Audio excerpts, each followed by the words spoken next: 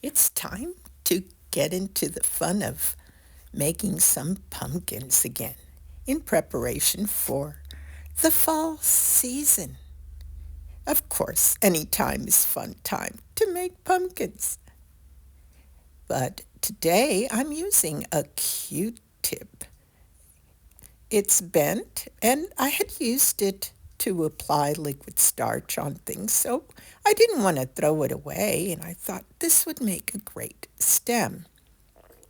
There's no wire involved. I'm just going to continue by using the tissue paper and liquid starch. But I have a new batch in the works. But I'm using some of the old liquid starch, which has thickened, and it is perfect for this tissue paper. And it's going to wrap quite nicely. Hi, this is Rozani. If you are new here, welcome. And welcome, of course, to my subscribers and my viewers. So, my friends, let's continue. I love making these types of pumpkins. That is to say, I love adding texture. And I hope that you will explore different textures with the pumpkins that you create. I have many related videos to this in my YouTube channel playlist, and you can refer to those anytime. Now, if you are in the live chat, please let me know by putting a little icon in the comments. How about a little jack-o'-lantern?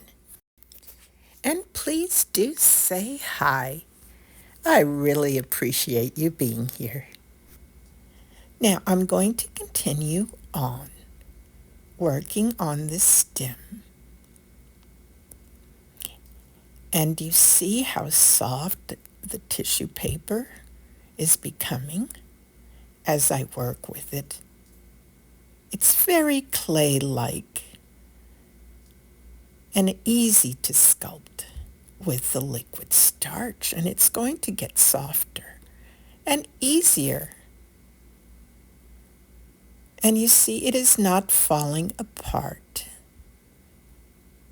Now, to get the texture, you can experiment in different ways by just pressing it, making indentations, however you feel is more comfortable for you, but I'll show you a few ways. Now I do want to reinforce it at the bottom of the stem, making it a little bit thicker.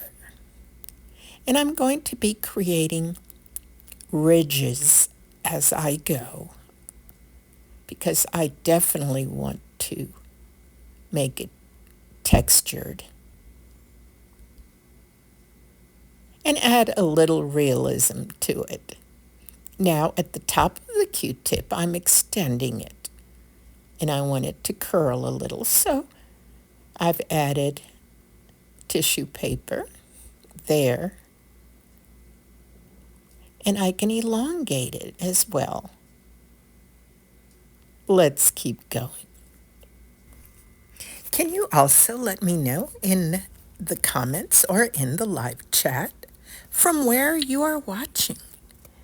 Are you in the United States or in another country? Thank you so much for letting me know. I'm living in Enterprise, Alabama, though I'm not a native to this area in the United States, which you could probably tell by the way I speak. But I've lived here for quite a few years and have decided to retire here while continuing to be active and still enjoying what I love to do, and that is to teach and to demonstrate. So let's keep going and work on these ridges. So these are going to be thin, twisted strands of paper, and you can see that these are going to add another layer of texture. and I'm going to add a few of them.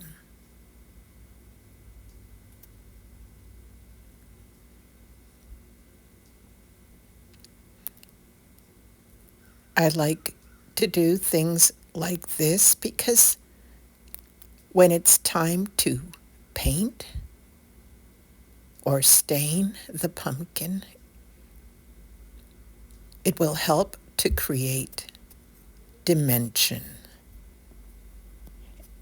And there will be little creases formed that will create depth.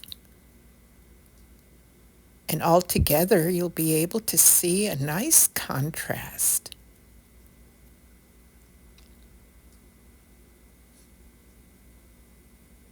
It's real easy to apply, and everything sticks together with the liquid starch.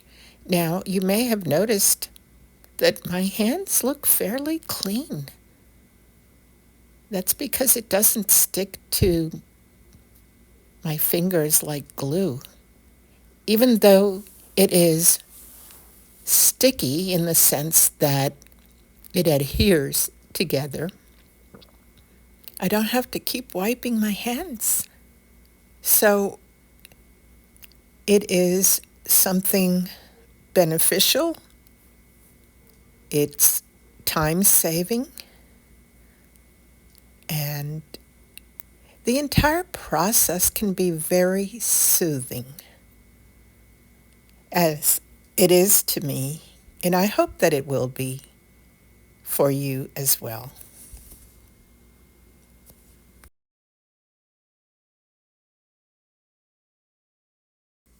Look how nicely the textures are coming together.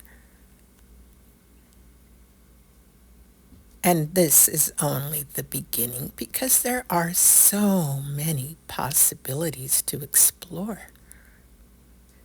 Now, of course, you can fatten the pumpkin.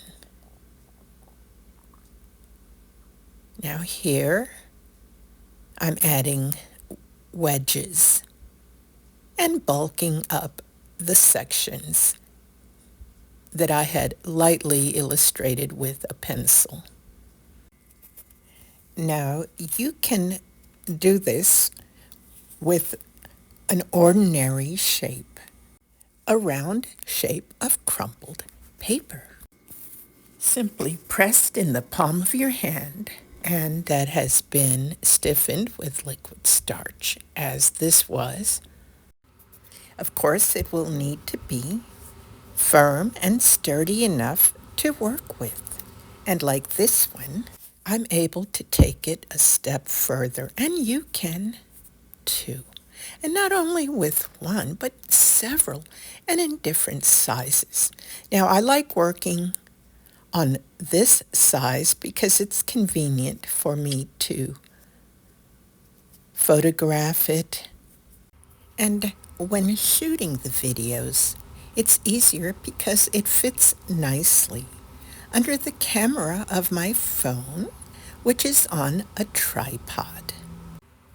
And I'm working on a counter. But you can imagine doing this on a larger scale. Of course, you'll need more supplies, quantities of paper and liquid starch. Most of us have that on hand when we're papier mâché crafters and artists.